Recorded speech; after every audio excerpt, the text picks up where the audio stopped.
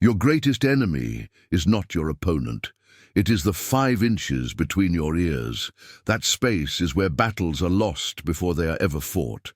It is where your will is broken by hesitation, where opportunity is murdered by analysis, and where your power is drained by the endless noise of your own thoughts.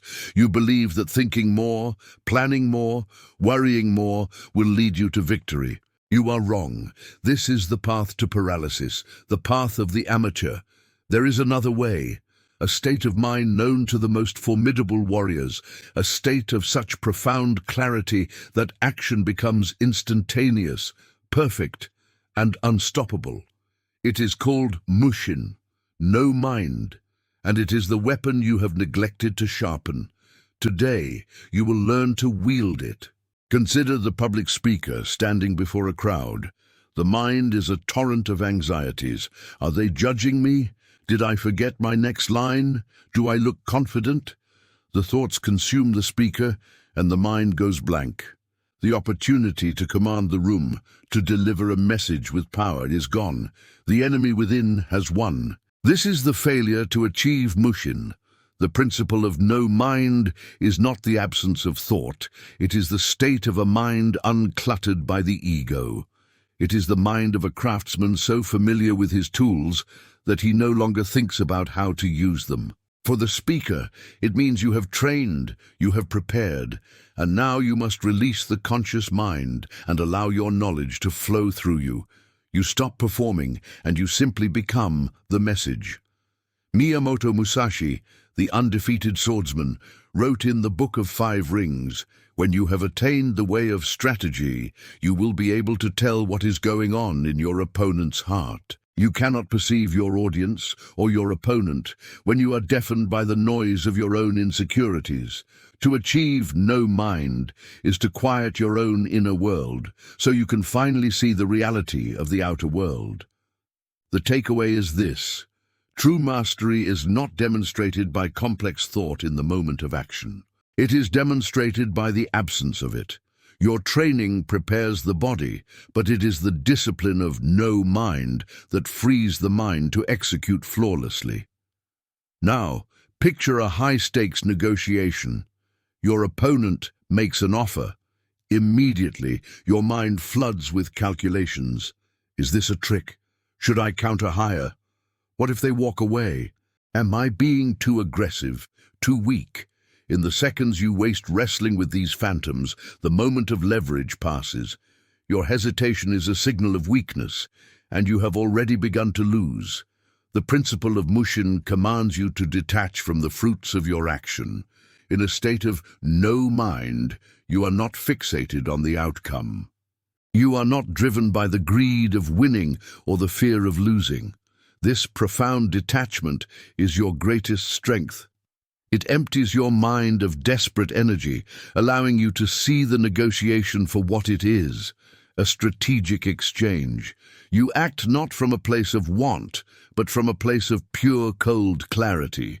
If you are finding this discipline useful, know that mastering it is a path. It is not an instant revelation, but a daily practice of quieting the ego and sharpening the will. Musashi spoke of this state as the void. He wrote, "With your spirit settled, accumulate practice day by day and hour by hour.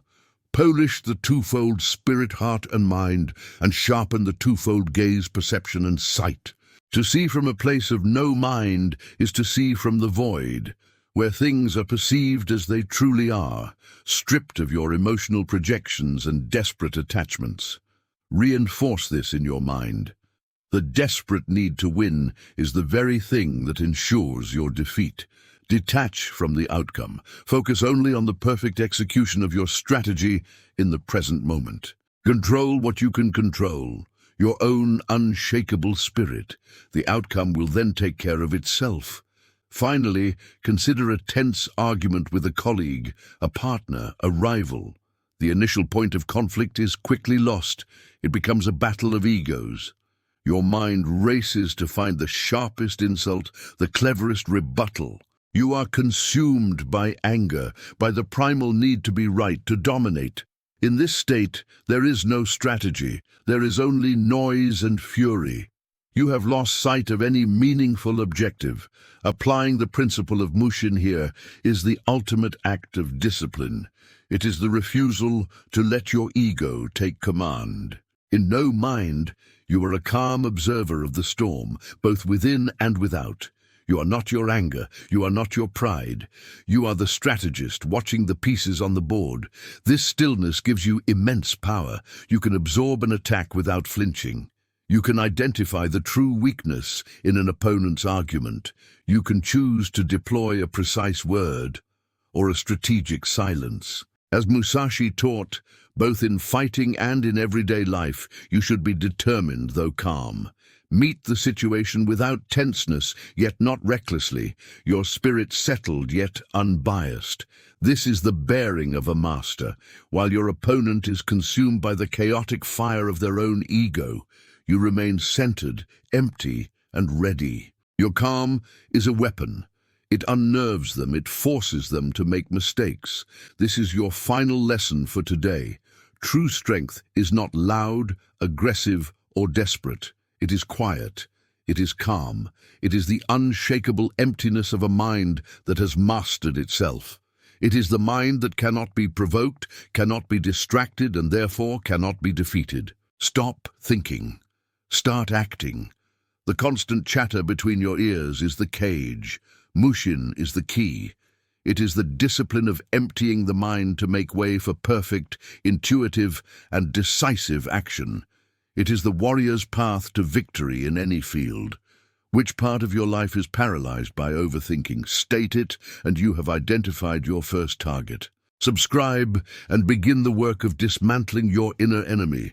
The path to mastery is on your screen now. Choose your next step.